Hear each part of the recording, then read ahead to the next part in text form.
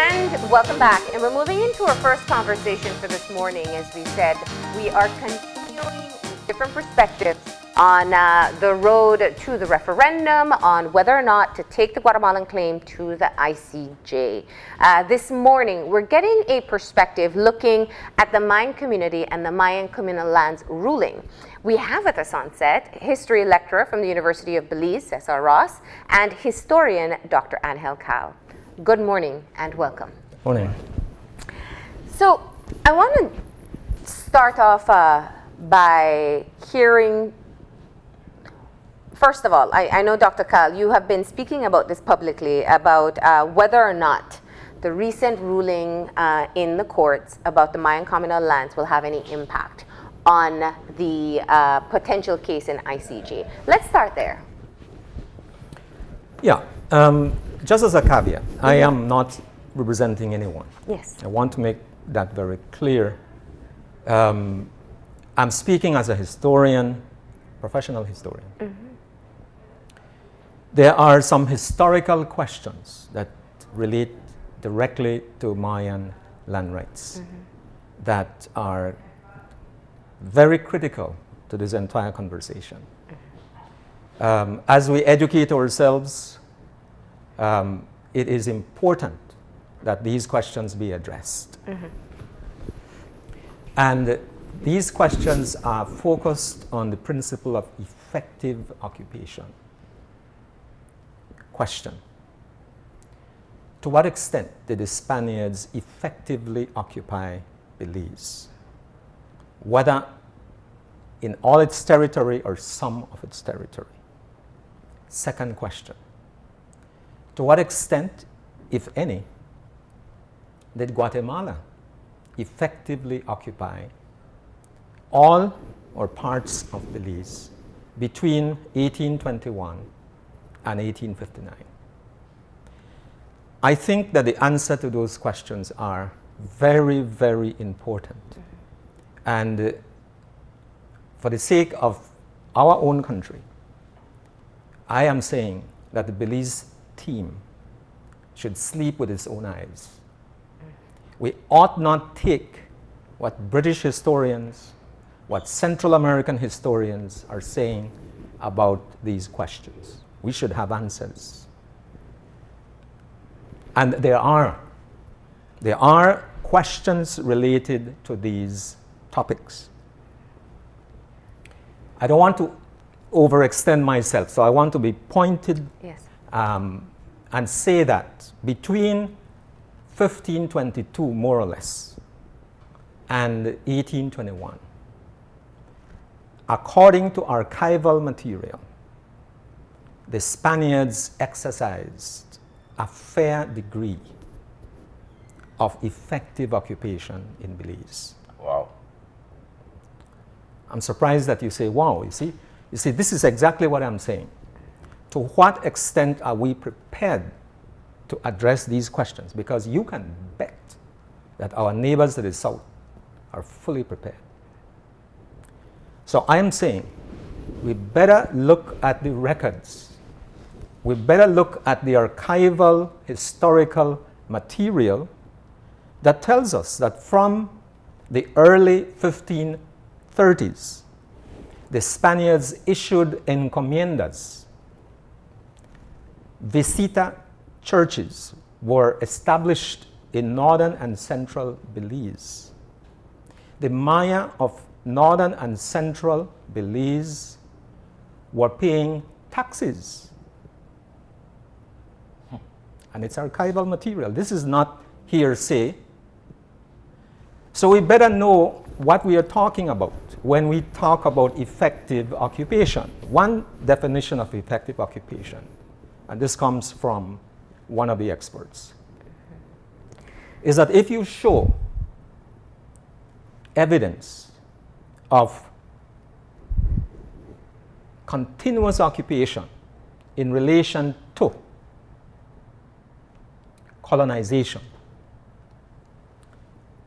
fortifications, economic development, or the payment of taxes on the part of your native population, Those are the kinds of evidence in international law that speak to effective occupation. So I am saying, when I look at the material, and I can give you details in a moment, but that is one. The second part of the question in relation to Guatemala. The Guatemalans, post-1823, declared their native people as citizens. Citizens. So here we are not talking about the Maya claiming land rights for themselves. In other words, the Maya are not saying, along with, let's say, the Petén Maya, let us argue, let us go to the International Court of Justice and argue that we were the occupiers and that we want to form a nation. That will not fly under international law, in part because the international law was made by Europeans. They're not going to allow that kind of thing for indigenous peoples. That has been ruled out. But that's not the argument. The argument is, given that the Guatemalans declared their indigenous people as Guatemalan citizens who were occupying parts of Belize, western Belize, southern Belize, throughout. So how do we deal with that? Are we ready to address these questions if we were to go to the court? This is a very interesting perspective. I think one, and as I said, one that we have not touched on before. And I just want to ask, has this been a lingering question or lingering questions that you've had as we've been discussing this issue, or has it just been where you've been hearing all the education and information coming out and realizing that there's a gap when you look at the Maya history? It's a huge gap, because it is at the very heart of the Belize defense to say that we effectively occupied. And by we, the British were referring to Baymen. The British disowned the Maya. The British claimed that there was nobody here when they came. And that we know is a myth. It was never an empty land. And so what we have is a gap, a very serious gap, that I am not aware of. Now, more than likely, and I want to think that the Belize team preparing itself will have factored all of this in its preparations. I am not aware that they have, but neither am I aware that they have not. Now, within the ruling for the Maya lands rights case, some of these issues of occupation had to be addressed as well. Yeah. Tell us some of the information that came out there that leaves you with some of these questions. Go ahead. It makes it worse, because the successive Belize governments have adopted the position that the Maya were latecomers to Belize. And that was really the British position. We've simply swallowed the British position without really looking at the historicity of this matter. Now, the courts have corrected our government's position and have told them unequivocally the Maya have land rights because they have been here continuously for the ages.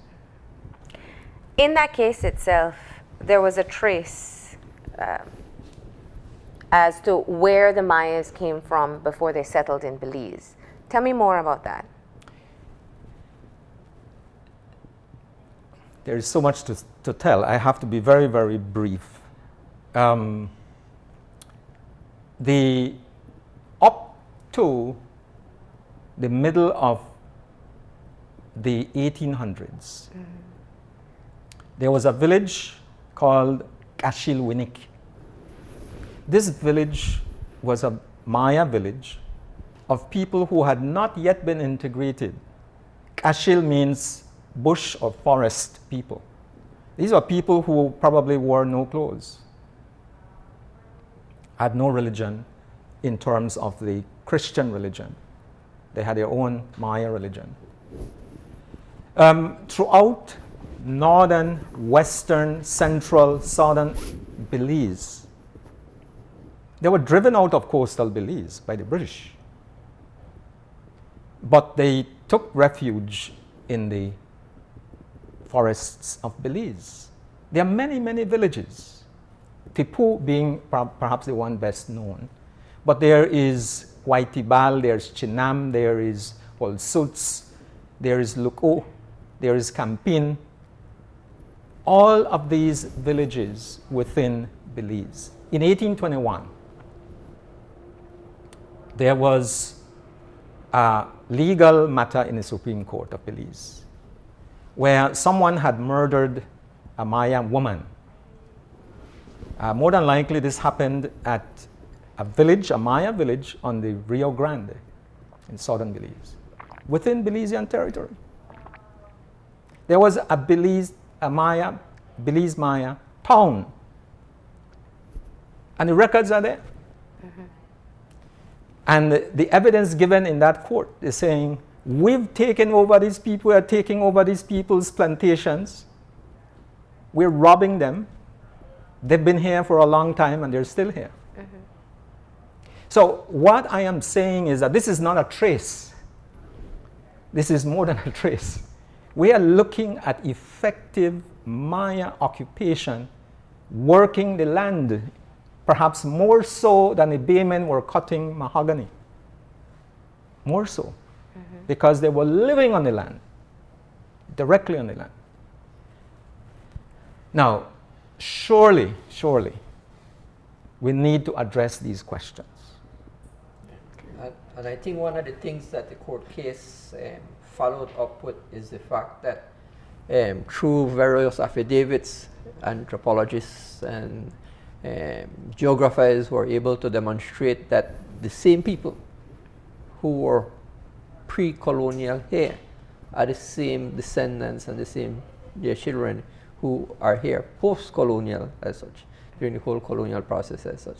So the people we call the Mopan, the people we call the Quechua, the people we call the Yucatec are more modern terms as such for the same people who are here. That's why Professor Woolk even made clear that the Mopan, you would refer to them as Mopan Chols, because they're the same Mancha Chols who were here when the Spaniards and the British arrived as such. No? Mm-hmm. So the point, one of the points Dr. Kal is making is that they were here and there's a continuous documentation of them being here during that whole process.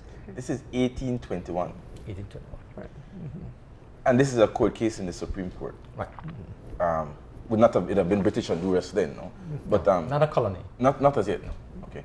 But does that interruption of the occupation of the Maya, because what I'm hearing you say is that the Guatemalans have the opportunity to claim through the Mayan people occupation of this territory because of declaring them as citizens. Yeah.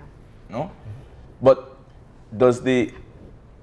isn't that court case evidence of a usurping, of a displacement of occupation, which proves that then the British would have been exercising effective control at least up to that point? Because I want to bridge the gap between the 1821 and the treaty, the border treaty, 1859. 1859, right. I continue to hope that the treaty is what is our best card. Yes. But if something were to, if for whatever reason the court were to think that the treaty is a bit shaky, they will turn to effective occupation. And what we find in the archival material, the missionaries who worked in the south were Dominicans. The missionaries who worked in North and Central Belize were Franciscans. And the evidence is there. 1674, to 1695. It's a whole plethora of archival material on the villages and towns of southern Belize. The Chol, the Mancha Chol, as Mr. Ross has mentioned, the Itza, and the Yucatec. These were the Maya living in Belize. Yes, they were impacted severely by European disease, and therefore a massive decline in the population density. Massive. We don't know for sure, because that is far more difficult. But the point is that I am trusting that we've done the research and that we can pinpoint which are the towns we're talking about. San Lucas, Talac. Again, I mentioned Campin. These are towns, not San Lucas. San Lucas was on the other side of the Sarstoon, but Campin was definitely within Belize, Monkey River, on the Monkey River, along the banks of the Monkey River. Along the Paliac or the Maho River. All of these rivers of southern Belize were densely populated by Maya villages, towns, settlements. Sorry, allow me to verbalize this, because Okay. it's tormenting me. We have been told that we have an airtight case, and that at least the narrative reaching me is that the Spaniards never exercised effective control over Belize. But I just want to be very clear. You're saying, effectively, that if the treaty were to fail because of the court finding that, listen, non-performance of a material clause of the treaty, and it fails, that we would lose historically based on effective occupation through the Mayans. I am saying that unless we are very fully prepared to counter-argue on the basis of evidence, Yes. but we can't just assume, as the British were telling us all along, there was nobody here. But that evidence is against us. That's what you're saying. That evidence is against us. And it's already been proven And with the the Maya land Belize case. government has used that very same position to argue that the Maya were not here, that the Maya are latecomers. Therefore, they have no land rights. Wow. Part of what we've been doing in looking at this issue is looking primarily at the history of the Guatemalan claim itself. And what you're forcing us to do, which is a very good exercise, is going beyond just the origins of the claim and looking at the history of Belize, because that really is where our case is. We need to prove, we need to counter-prove their claim. I want to ask you, let me bring Cesar into this conversation, because you know, you're with the students. I know you're very passionate as well about Maya history and Belizean history. As you hear this information, as you try to digest it, what are the thoughts coming out in, are we failing in delivering this type of information out to the public? I think it's very, very relevant information. I think there's some questions that, apart from the ones that Dr. Kal has said, has mentioned, some of the things we need to do is establish timelines of when these land grants, these encomiendas were issued, when did the Spaniards stop issuing encomiendas, when did these encomiendas become empty, one can say. At what point was the British very clearly up to the Sarstoon and along the Garbus Falls limitation as such? Because in 1840, one of the important things, declarations of the 1840, is when the British established that British common law would rule the territory as such. And at that point in time, they had already, through the public meeting, declared that up to the Sarstoon is what they knew as British territory as such. No? As a matter of fact, I need to check the public meeting records, but I'm not so sure if by 1814 or so, the public meeting was already establishing that there were contracts, there were British land and location laws, we call it, so not land grants. Location laws all the way at the Sarstoon as such, established by the British. So it's very important to establish that timeline as such with both the Spanish land grants and the British location laws as such. When did the Spanish land grants end as such? Because we know between 1821 and 1839, the period of the Central American Republic as such, that there were at least two attempts by the Central American republics to issue land grants that would affect the territory here. We also know what was the public meeting and the superintendent response to that as such, where they made it clear that that cannot be exercised and would not be exercised, both Galindo and Marshall Bennett would not be allowed to exercise that land grant as such. So those types of follow-up questions also need to be established. Let me add to what Mr. Ross has said about those land grants. 1834, a massive land grant issued to Juan Galindo that included all the land out west of the boundaries of the 1786 treaty. You see, when those treaties were signed, there were maps that showed where the boundaries were. Very clear. So that land grant was a grant of absolute title. Guatemala was exercising what it could deem today as sovereignty by issuing a legal land grant. Can you just explain to us exactly what that means? It means like I'm leasing you the land? No. It means this is not a lease. Yeah. This is like today in Belize when you get your, what would you call it? Certificate of title. Yeah. Your title. Yeah. Okay. Absolute title. Absolute. Fee simple.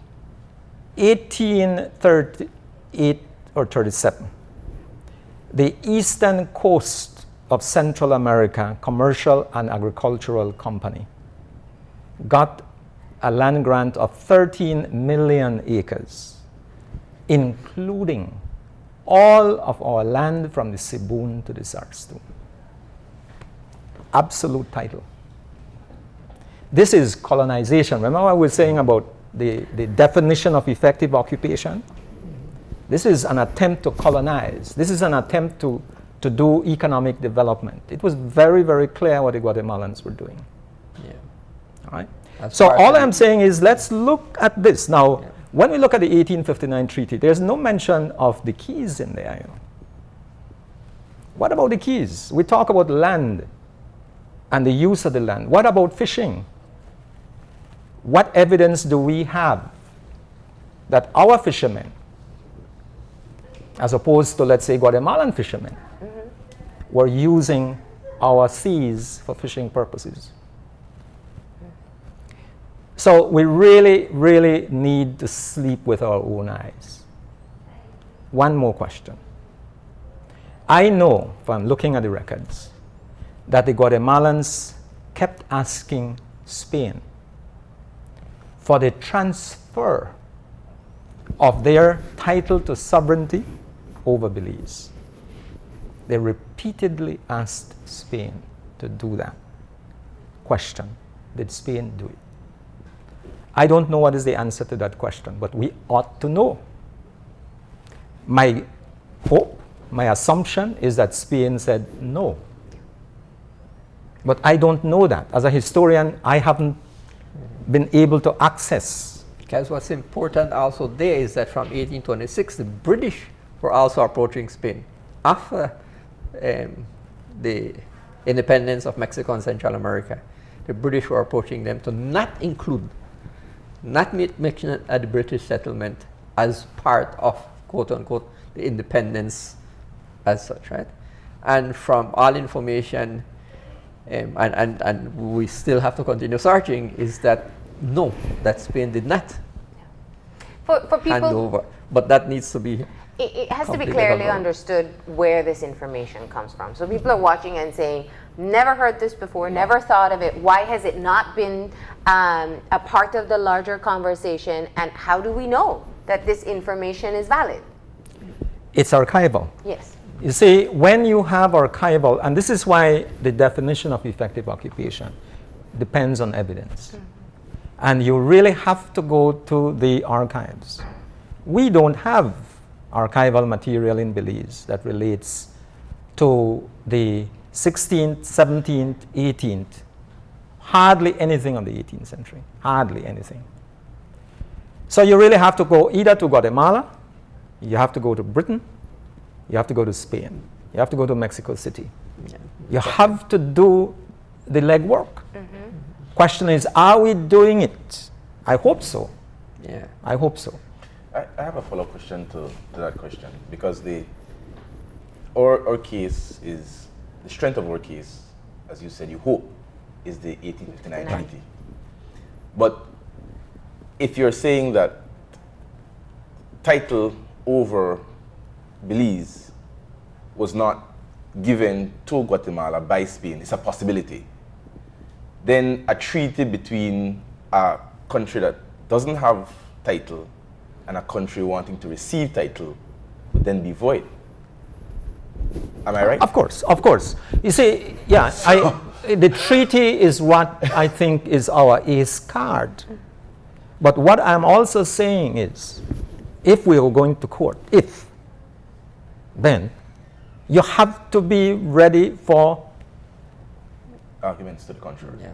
right. If that were to fail, for whatever reason, then the courts will have to look at the evidence on effective occupation.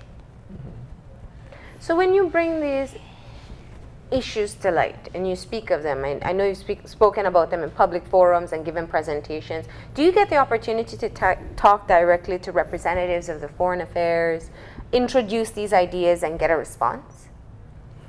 I have suggested that we form a team of interested Belizean historians. And Dr. Herman Bird has taken up the idea. So hopefully very soon we will informally, because we are not part of any formal structure, any mechanism. We haven't been invited to that, but in a sense we are inviting ourselves informally, no? To see whether we can contribute to the discussion. And what is your aim? Is your aim to poke holes in the argument that is being put forward about this solid case that we're told that we have in going to the ICJ?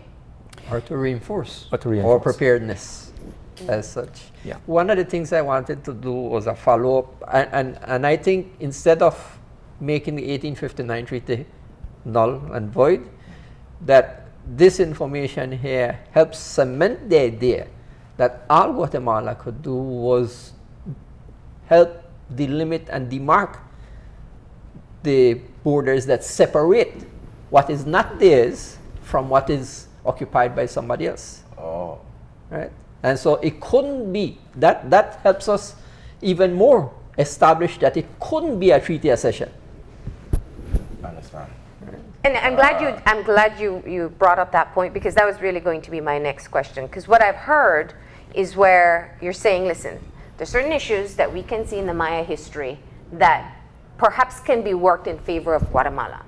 But is there anything, when we look back in the history of the Maya, that helps us to build our case? And you gave one example, but are there others? I don't think we are helping ourselves in respect to the Maya, because we have gone to court. The Belize government, successive Belize governments, have not been particularly Mayan friendly. Belize is one of the few countries that has not signed the ILO 169. We are among very few Very few, countries, maybe like 3 or 4. like Spell it out for us. Nigeria Which is- and some of the worst offenders of indigenous. Can you spell out for us what that is? For those who don't know? 169 is a ILO convention, I think 1989. Not so sure of what The year specifically, but was presented, and most countries, it was one of the first conventions that established the rights of indigenous and tribal peoples across the world, right? And the beginning recognition of of their rights to language, to territory, to certain rights. Many countries have used it, like New Zealand, to safeguard the Maori fishing rights and things like that. And Belize has not signed it. And a committee of us had a sit down with the Prime Minister in 2006 and one of his ministers and told him, presented it to him and told him, right now we are on a very short list of the worst offenders, right? And in this case, we even pointed out to him, even Guatemala has signed ILO 169 as such. We know they might not treat them as good, but at least they have signed the agreement, and Belize has still not signed it. I wanted to go back to something, and I'm putting on my lawyer hat, which is, I'm opening my eyes to what you said in terms of reinforcing our case. One of the things when you go to court is you must establish that you have the right to bring the case, standing we call it. Mm-hmm. And so I cannot come to court with a case if I have no rights to actualize. Looking at one possible angle, because I love the idea of, this is what attorneys do. You sit with the experts and you look at what the strengths, weaknesses, and possible arguments against your case are. Mm-hmm. So I think there should be a formal, and prepare for them. I think there should be